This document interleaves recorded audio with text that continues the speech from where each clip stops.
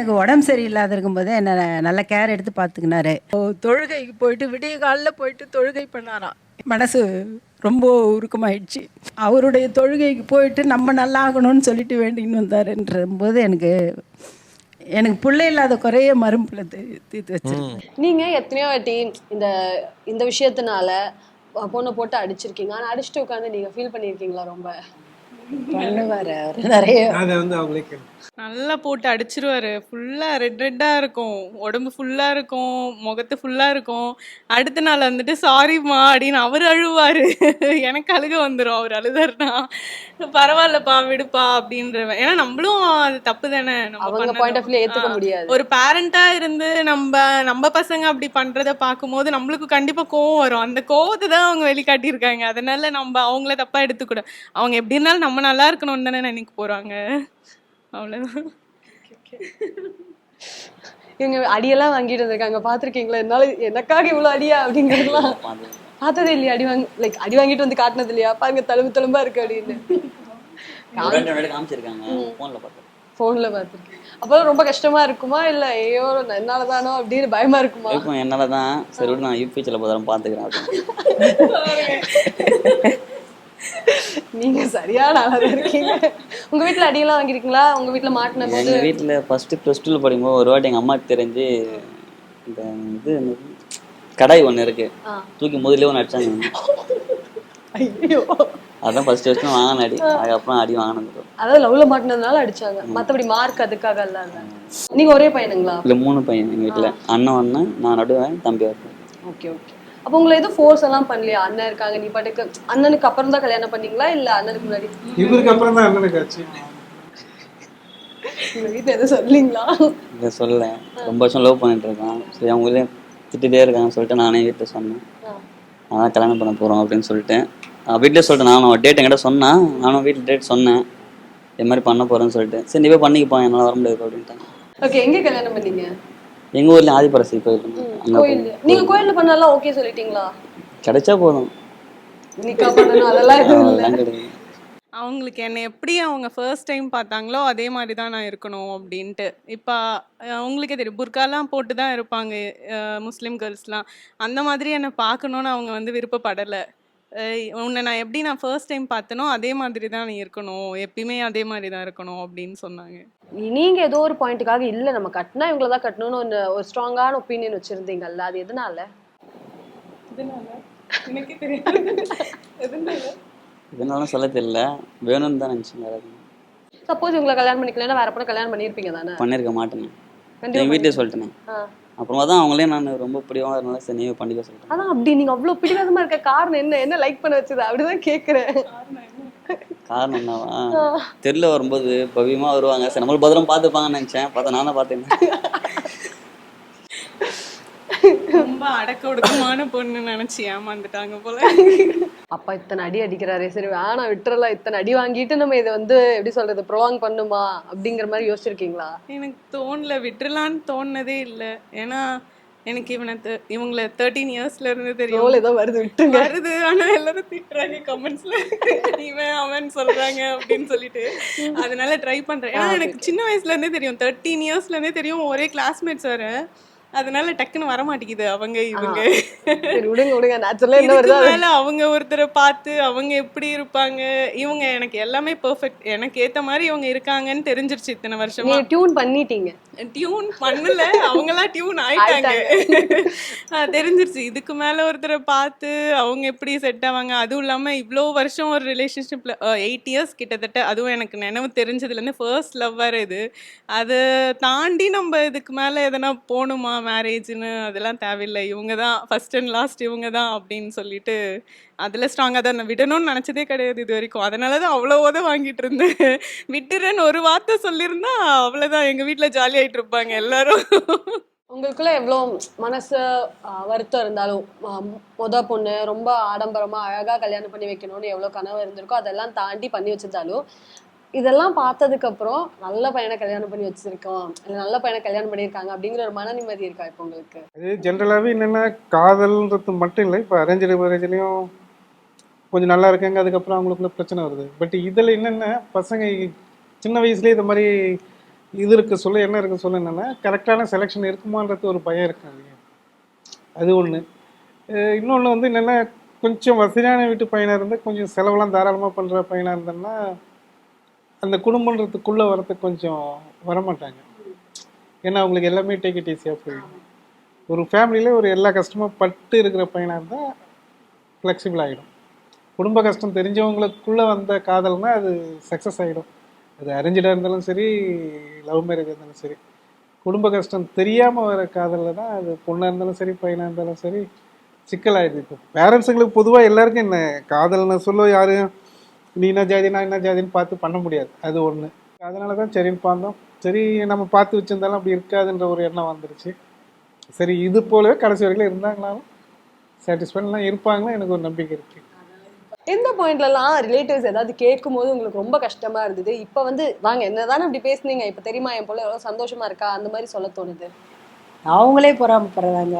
அப்படிங்களா? மருமகன் கூட சேர்ந்து சுத்துறா ஜாலியாக, காரில் போகிறா வரா, நாங்கள் எங்கனால அது மாதிரி இருக்க முடியல அப்படின்ற மாதிரிலாம் பேசிக்கிறாங்க. எந்த இடத்துல உண்மையாலுமே நீங்களே மனசு உடைஞ்சிட்டீங்க? தொழுகைக்கு போனாருன்னு என் மக சொன்னான். அவர் விடிய காலையில் ஃபஸ்ட்டு தொழுகைக்கு போயிட்டு வந்தார், தொடர்ந்து போனார். அதுக்கப்புறம் தான் உனக்கு நல்லாவே க்யூர் ஆக ஆரம்பிச்சுது. ஃபஸ்ட்டு இருந்த ஸ்டேஜை விட அப்புறம் நான் ஒரு வீட்டுக்கு வர ஆரம்பித்து ஒரு 7-8 அதே படுத்த படுக்கையாகவே ஆகிட்டேன்.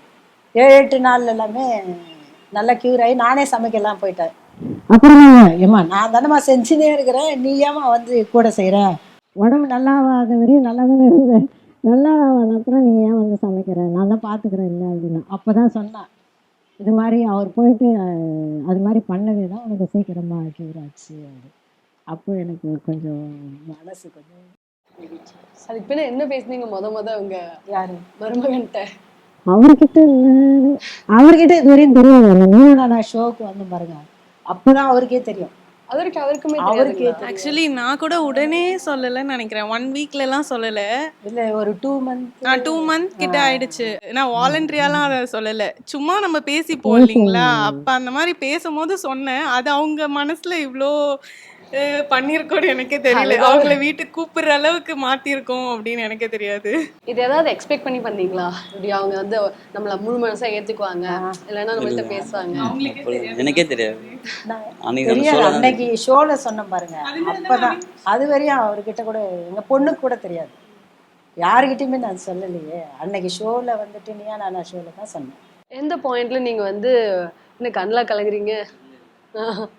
எந்த பாயிண்ட்ல நீங்க வந்து இவங்களுக்கு உடம்பு சரியில்லை, ஒய்ஃபோட அம்மா, அதெல்லாம் தாண்டி இல்லை அவங்க எப்படியாவது ரெடி ஆயிடணும் அப்படின்னு உண்மையாலுமே தொழுகைக்கு போறதாகட்டும், இல்லை மனசார நினைக்கிறது, எப்போ உங்களுக்கு அந்த விஷயம்லாம் தோண ஆரம்பிச்சது? உங்களுக்காக தான் போனேன். அவங்க அதுக்காக தான் போனாங்க.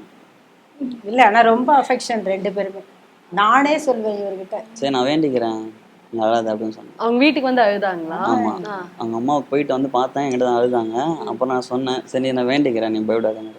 அப்புறம் அவங்களுக்காக காலையில என் தொழுகை. அம்மாவை பார்த்துட்டு வந்துட்டு எனக்கு ரொம்ப அழுகையாயிடுச்சு. அவங்க ஃபுல்லாக உடம்பு ஃபுல்லாக இருந்துச்சு. நான் அந்த மாதிரி பார்த்ததே இல்லை. எங்கள் வீட்டில் இருக்கிற வரைக்கும் அம்மாவை நான் அப்படி பார்த்ததே இல்லை.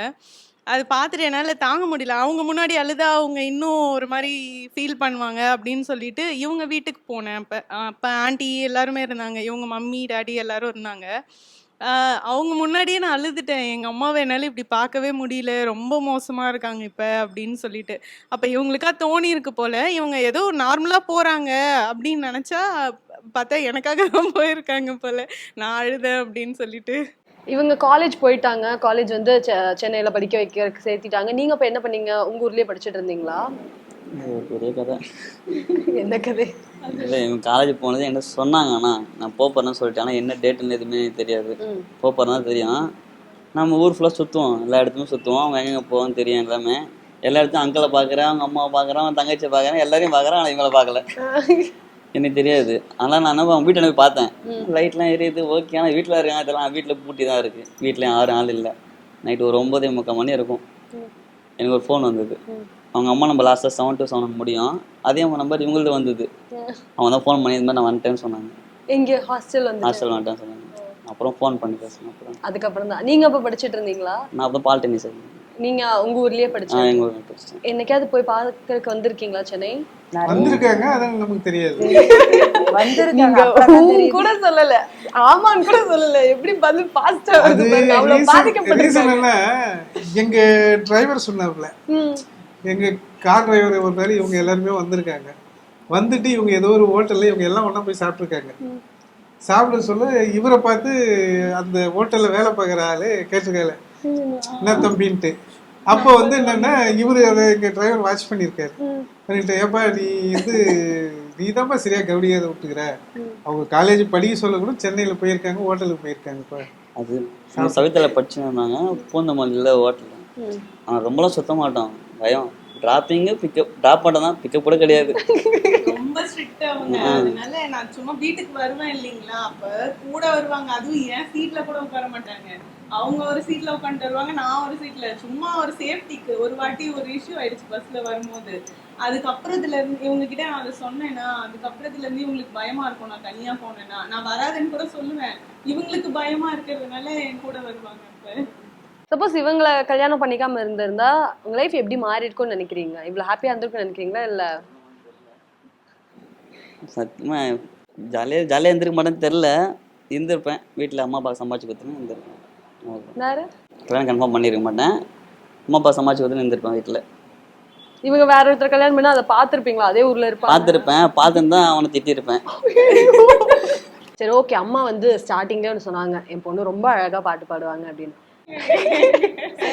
உண்டான காயம் எங்கும் தன்னாலே ஆறி போன மாயம் என்ன பொன்மானி பொன்மானி, இந்த காயமான போதும் என் மேனி தாங்கிக் கொள்ளும் முந்தன் மேனி தாங்காது சிந்தினி, இந்தன் காதல் என்னவென்று சொல்லாமல் இங்க அழுகை வந்தது, இந்தன் சோகம் உன்னை தாக்கும் என்றென்னும் போது வந்த அழுகை நின்றது, மனிதர் உணர்ந்து கொள்ள இது மனித காதல் அல்ல, அதையும் தாண்டி புனிதமானது, கண்மணி அன்போடு காதலன் நான் எழுதும் கடிதமே, பொன்மணி உன் வீட்டில் சௌக்கியமா நான் இங்கு சௌக்கியமே. நிஜமா அழகா தான் இருந்தது. இது யாருக்காக? எல்லாருக்காக. இந்த போங்க இது நீங்க உங்க ஹஸ்பண்ட்காக தான் பாடிருக்கீங்க. நீங்க அப்பா அம்மாக்காக ஒண்ணு பாடுங்க, அப்பதான் ஃபினிஷ். வா வாயின் தேவதை பொன்வாய் பேசும் தாரகை, பொய் வாழ்வின் பூரணமி பெண் பூவேவா. ஆக்சுவலி ரொம்ப அழகான ஃபேமிலி, அழகான அப்பா அம்மா. இவ்வளோ அவர் பேருக்கு ஏற்ற மாதிரி ரொம்ப என்னதான் அந்த ஸ்பாட்ல டக்கு டக்குன்னு முடிவு எடுக்கலான்னு அம்மா கோவப்பட்டிருந்தாலும் நின்று நிதானமா ஒரு லைஃபுக்கு என்ன பண்ணணுமோ அதை யோசிச்சு பண்ண அப்பா. டக்குன்னு என்னதான் ஒரு பீக்ல இமோஷன்ல இருந்து நான் கல்யாணத்துக்கே வரமாட்டேன்னு வீரப்பா இருந்தாலும் அந்த பையன் அவ்வளோ நமக்கு வேண்டி பண்றா அப்படின்னு உண்மையான ஒரு அன்பை புரிஞ்சுக்கிட்ட அம்மான்னு நல்ல அழகான ஃபேமிலி. இவ்வளோ ஸ்டப்பனா நின்றுருக்கீங்க நீங்க. உங்களை பத்தி தனி சாப்டரே பேசலாம் போல. இவ்வளோ அடி உத எல்லாம் வாங்கினாலும் இவர் தான் வேணும்னு ஸ்டப்பனா நின்றுருக்கீங்க. பிகாஸ் பேக் போனா ஒருத்தர் வந்து அவ்வளோ கான்ஃபிடென்ட் லெவலில் நிற்கிறார். உங்க அப்பானா தான் பயம், மற்றபடி நான் வந்து பேசுறேன் அப்படிங்கிற மாதிரி. பார்க்கவே இவ்வளோ அழகா இருக்கு. உங்ககிட்ட பேசினது அவ்வளோ சந்தோஷம். வீட்டுக்கு போய் சுத்தி போட்டுக்கோங்க, ஓகேவா? Thank you so much. Thank you so much.